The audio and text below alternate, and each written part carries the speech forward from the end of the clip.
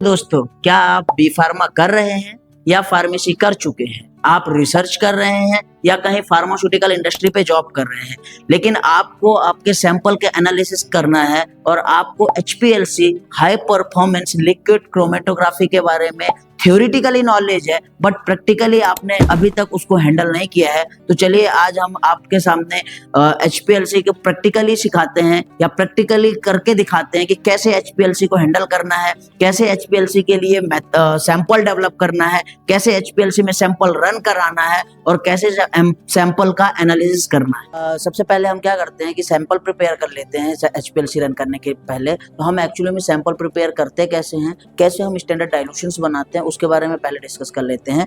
तो मैं आपको एक बहुत शॉर्ट एंड स्वीट मेथड बता रहा हूँ एक स्टैंडर्ड सॉल्यूशंस प्रिपेयर करने के लिए और उसके डिफरेंट डाइल्यूशंस बनाने के लिए। तो आइए चलते हैं। सबसे पहले ऐसा एपेंडोर्फ लेते हैं फॉर सिंपल प्रिपरेशन, और कैसे बनाते हैं जो मैंने आपको बताया कि स्वीट मेथड है वो डिस्कस करते हैं। देखिए यहाँ पे क्या करते हैं कि हम ऐसे अलग अलग 5 से 6 एपेंडोर्फ ले लेते हैं। तो सबसे पहले एपेंडोर्फ में हमने क्या किया, 100 mg/ml का स्टैंडर्ड बना लिया, स्टैंडर्ड या इसी को स्टॉक आप बोल सकते हैं। तो इससे हमने क्या किया, इसको सब दूसरी स्टेप्स में इन अलग अलग एपेंडोर्फ में हम क्या करते हैं 500 माइक्रोलीटर सॉल्वेंट फिल करके रखते हैं। देन उसके बाद हम इससे 500 माइक्रोलीटर स्टॉक सॉल्यूशन लेते हैं और दूसरे एपेंडोर्फ में डालते हैं। ऐसे करके हम इसको मिक्स करते हैं।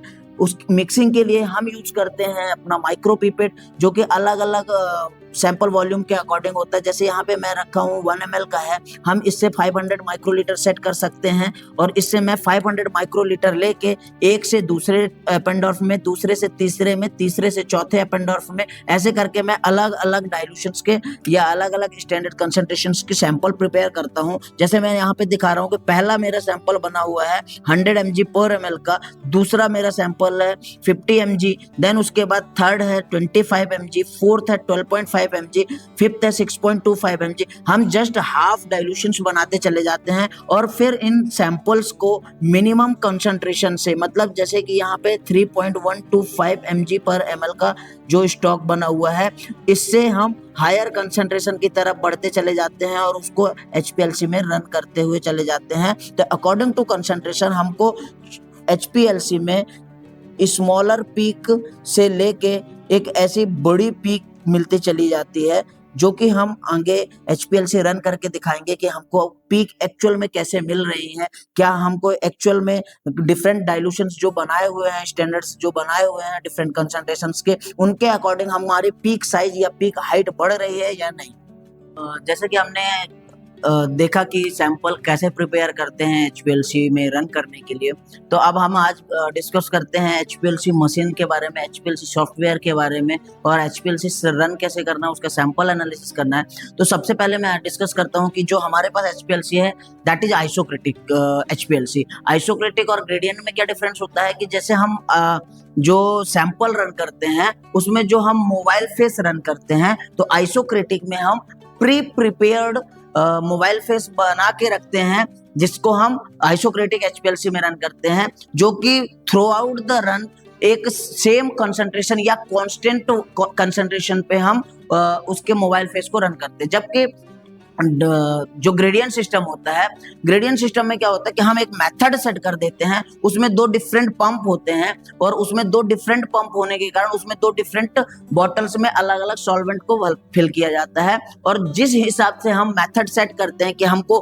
पहले 5 मिनट में 30-70 रेशियो में sample run mobile face run करना है, दूसरे 5 मिनट में हमको 40-20 आना है या 40-60 आना है, तो उसके बेस पे जब हम मेथड सेट करते हैं तो जो ग्रेडियंट सिस्टम होता है थ्रू आउट द रन वो अपने सॉल्वेंट सिस्टम के ग्रेडियंट्स को वो चेंज करते हुए रन कराता है। जबकि आइसोक्रेटिक में ऐसा कुछ भी नहीं है। आइसोक्रेटिक में अगर हम सैंपल रन कराना है और मोबाइल फेस हमको 70-30 रेशियो में यूज करना है, हम यूज कर, जैसे आज हम एक सैंपल के साथ डिस्कस करते हैं, तो हम आज कैफीन रन कराने वाले हैं जिसमें हम एशियन 70% और 30% वाटर यूज करने वाले हैं। तो हमको 70-30 रेशियो का एशियन और वाटर पहले से प्रिपेयर करके एक सिंगल बॉटल में फिल करना है, क्योंकि यहाँ पे एक सिंगल पंप लगा हुआ है कि हम आइसोक्रेटिक पे काम करते हैं। तो जो हमारे HPLC है ये एनालिटिकल कंपनी के है और हम इसके लिए एनालक्रोम सॉफ्टवेयर यूज करते हैं। तो मैं डिस्कस करता हूँ एनालक्रोम सॉफ्टवेयर के बारे में और एनालक्रोम सॉफ्टवेयर को कैसे यूज करते हैं। तो सबसे पहले हम एनालक्रोम सॉफ्टवेयर को ओपन कर लेते हैं।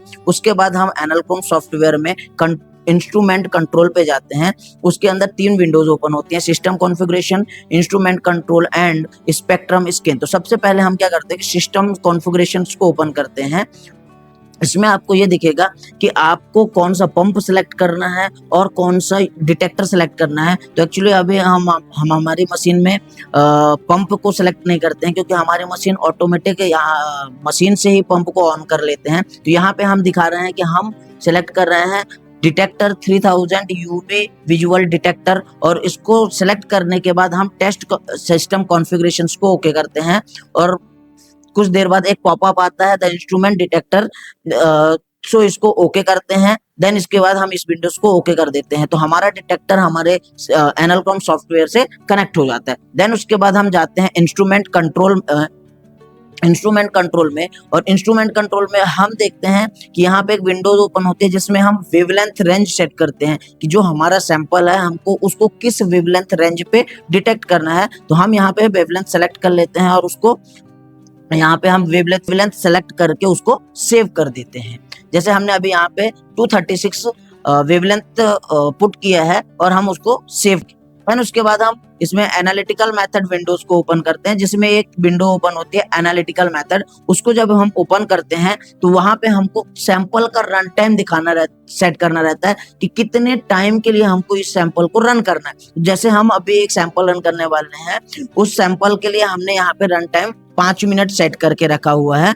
और जैसे हम यहाँ पे टाइम सेट करते हैं देन उसके बाद हम ओके विंडोज को क्लिक कर देते हैं। सो हम जब पूरे मेथड्स को सेट कर लेते हैं तो यहाँ पे एक रेड कलर का पॉपअप दिखता है, जिसमें आप देखेंगे कि नीचे स्क्रीन में लिखा हुआ आता है टू मॉनिटर द बेसलाइन। मतलब हमको सबसे पहले बेसलाइन करेक्शन करना होता है, देन उसके बाद हम सैंपल रन करते हैं। तो जैसे ही आप इस विंडोज को क्लिक करते हैं तो बेसलाइन करेक्शन स्टार्ट हो जाता है। जैसे आपको यहाँ पे विंडोज पे दिख रहा है कि जैसे ही हमने इसको ओके किया या क्लिक किया तो यहाँ पे एक स्ट्रेट लाइन आना चालू हो जाती है। That is means the baseline correction, मतलब एक स्ट्रेट लाइन आना चालू हो जाती है, जिसमें हमको पता चलता है कि जब हमारा मोबाइल फेस रन हो रहा है तो वहां पे कोई भी अदर इम्प्योरिटीज प्रेजेंट नहीं है जिसके अलग अलग पीक आए। तो हम बेसलाइन करेक्ट कर लेते हैं तो फर्दर हम इस सिस्टम में जाते हैं सिस्टम कॉन्फ़िगरेशन, और सिस्टम कॉन्फ़िगरेशन में जाने के बाद हम फर्दर वही प्रोसेस को फॉलो करते हैं। डिटेक्टर को ओके करके टेस्ट सिस्टम कॉन्फ़िगरेशन करते हैं और उसको ओके करने के बाद हम अपने मशीन में सैंपल को रन करते हैं, जिससे सैंपल जैसे ही रन होता है यहाँ पे अपना पीक लाइन बेस लाइन आना चालू हो जाती है। पहले हम इसको ऑन करते हैं, इसके पावर को ऑन करते हैं। तो जैसे हम पावर को ऑन करते हैं तो ऊपर दिखाता है वेटिंग सेल्फ टेस्टिंग और वेटिंग इनिशियलाइजिंग। सो हम थोड़ा देर वेट करते हैं। जैसे ये ओके का बटन आते हैं और ये टेस्टिंग कंप्लीट हो जाती है, देन उसके बाद हम इसको सबसे पहला हमारा काम है इसको पर्ज करना, क्योंकि जो भी सॉल्वेंट सिस्टम है इस पाइप से इस पंप के द्वारा जाता है तो हो सकता है कि उसमें कुछ एयर बबल्स आ जाएं। तो उस एयर बबल को हम डायरेक्ट कॉलम तक नहीं जाने देते, उसके पहले ही हम उसको बाहर निकाल देते हैं। तो बाहर निकालने के लिए हम क्या करते हैं, इस पंप को ओपन करते हैं। सबसे पहले हम पंप ओपन कर लेते हैं, देन उसके बाद हम यहाँ पे देखते हैं एक पर्ज का ऑप्शन है। हम इस बटन को क्लिक करते हैं तो ये हमारी पर्जिंग चालू हो जाती है, मतलब हमारा वॉशिंग चालू हो जाती है, एयर रिमूव होने लगता है। जैसे यहाँ आपको दिख रहा है कि ये वॉश आउट सैंपल है, यहाँ पे हम इस मशीन को वॉश कर रहे हैं और ये देखिए यहाँ पे क्लियर दिख रहा है कि वॉश होने के बाद हमारा जो मोबाइल फेस है क्लियरली बाहर हो। जैसे एयर बबल्स इस पूरे पाइप में कंप्लीटली रिमूव हो जाते हैं तो हम पर्ज को बंद कर देते हैं। इवन दूसरे अदर जो HPLC होते हैं उसमें एक टाइम सेट होता है, उसमें मैनुअल हैंडल करने की जरूरत नहीं होती है, बस पंप को प्रेस कर दो पर्ज के लिए और वो एक 5 से 10 मिनट में पर्जिंग कंप्लीट हो जाती है। तो सबसे पहले हम पर्ज को बंद करेंगे यहाँ से, देन हम उसके बाद इस पंप को क्लोज कर देते हैं। जैसे हमको पता चला कि पर्जिंग कंप्लीट हो गई है, देन हम इसके बाद सैंपल को रन करते हैं। सैंपल लोड करने के लिए माइक्रो नीडल सिरिंज यूज करते हैं। इस सिरिंज में लगभग 100 माइक्रोलीटर वॉल्यूम कैपेसिटी है। इसमें से जो HPLC पंप होते हैं उसकी मैक्सिमम लोडिंग कैपेसिटी 20 माइक्रोलीटर की है। तो ये हमारे पास 100 माइक्रोलीटर के कैपेसिटी का सिरेंज होता है। दूसरी चीज, हमको जब सैंपल लोड करना होता है उसके पहले हम सैंपल को प्रिपेयर करके सिरेंज फिल्टर से फिल्टर कर लेते हैं, क्योंकि इसमें से अगर एक भी सॉलिड पार्टिकल्स कॉलम तक पहुंचते हैं तो वो कॉलम को चोक कर सकते हैं। तो उसको प्रिवेंट करने के लिए हम पहले से ही सैंपल को फिल्टर करके फिर उसके बाद हम उसमें लोड करते हैं। हम सैंपल लोड कर रहे होते हैं या सैंपल को इस सिरिंज में ले रहे होते हैं तो सबसे बड़ी प्रॉब्लम जो आती है, इसके अंदर एयर बबल आ जाते हैं। जैसे आपको यहाँ पे दिख रहा होगा कि एक एयर बबल है, तो हम इसको वर्टिकली रख के नीचे धीरे धीरे प्रेस करते हैं तो ये जो बबल बनी हुई है ये बबल ऊपर की तरफ मूव करते चली जाती है, और हम इस बबल को जब तक निकाल नहीं लेते हैं तब तक हम सैंपल को इंजेक्ट नहीं कर सकते। अगर एयर बबल अंदर चली जा रही है कॉलम में तो वो डेफिनेटली कॉलम को प्रॉब्लम क्रिएट करती है या कॉलम चोक होने के चांसेस बढ़ जाते हैं। फिर हम इसमें सैंपल इंजेक्टर में लेके जाते हैं और इसको हम सैंपल इंजेक्ट करते हैं। अभी जैसे मैंने यहाँ पे 20 माइक्रोलीटर सैंपल लिया है, तो जब मैं इसमें लोड करूंगा तो जो एक्सेस अमाउंट ऑफ सैंपल है यहाँ पे एक पाइप लगी हुई है उससे बाहर निकल जाता है, और 20 माइक्रोलीटर जो मैक्सिमम लोडिंग कैपेसिटी है इसके वो ही सैंपल इसमें लोड हो पाता है। बाकी जो एक्सेस में है वो बाहर चला जाता है। जैसे ही हम सैंपल को लोड करते हैं इसके नोब को राइट हैंड साइड प्रेस कर देते हैं या राइट हैंड साइड उसको घुमा देते हैं, तो यहाँ पे जो हमने सैंपल जो सॉफ्टवेयर में सिस्टम सेट करके रखा है वहां पे पीक आना चालू हो जाती है। हम सैंपल लोड करते हैं तो यहाँ पे एक ग्रीन वाली पॉपअप विंडो है जिसको हम टच करते हैं, वहां पे एक विंडो आता है to start the data acquisition. जैसे ही हम इसको क्लिक करते हैं तो हमारा सैंपल कॉलम से रन होना चालू हो जाता है। जैसे आपको यहाँ पे दिख रहा है कि अलग अलग टाइप्स की पीक्स आ रही हैं। हम सैंपल लोड करते हैं और जैसे एक्विजिशन रन करते हैं तो अगर आपके सैंपल में कंटामिनेशन है इन एनी केस या कोई दूसरा ड्रग कंपोनेंट या कुछ दूसरा कंटामिनेशन प्रेजेंट है तो उसकी भी पिक्स क्लियर इंडिकेशन यहाँ पे दिख रहा है। जैसे अभी हमने रन किया 5 minute sample 5 minute run time दिया है, तो देखिए यहाँ पे पहला ही एक बहुत मेजर पीक दिख रही है, तो ये हो सकता है कि कंटामिनेशन हो। जैसे अभी हमने देखा कि हमने सैंपल रन किया था, पहला सैंपल उसमें कंटामिनेशन आ रहा था तो उसके कारण पीक पहले ही टाइम पे आ गई थी। फिर हमने दूसरा सैंपल रन किया जो कि प्योर हमारा कैफीन ड्रग सैंपल था जो कि प्योर फॉर्म में था, लेकिन हायर कंसंट्रेशन होने के कारण यहाँ पे क्लियर दिख रही है कि जो पीक है वो थोड़ा सा चौड़ी हो रही है, पीक ब्रॉडनिंग हो रही है। जबकि हमको अगर और भी कम सैंपल या कम कंसंट्रेशन का सैंपल लोड करते हैं तो एक बेहतरीन और शार्प पीक यहाँ पे डिटेक्ट होती है। अभी मैंने आप लोगों के सामने कंप्लीट डिस्क्रिप्शन दिया है HPLC के बारे में। ऐसे और भी हमारे पास बहुत सारे सोफिस्टिकेटेड इंस्ट्रूमेंट हैं, उनके बारे में अगर आपको जानकारी चाहिए तो हमारे YouTube चैनल को लाइक करें, सब्सक्राइब करें, और अगर प्रैक्टिकली हैंडल करना है तो आप हमारे कॉलेज में आके विजिट कर सकते हैं। नीचे दिए हुए एड्रेस पे आप कांटेक्ट कर सकते हैं। किसी भी चीज़ की जानकारी चाहिए related to admission, related to instrument या रिलेटेड टू एनी सैंपल्स।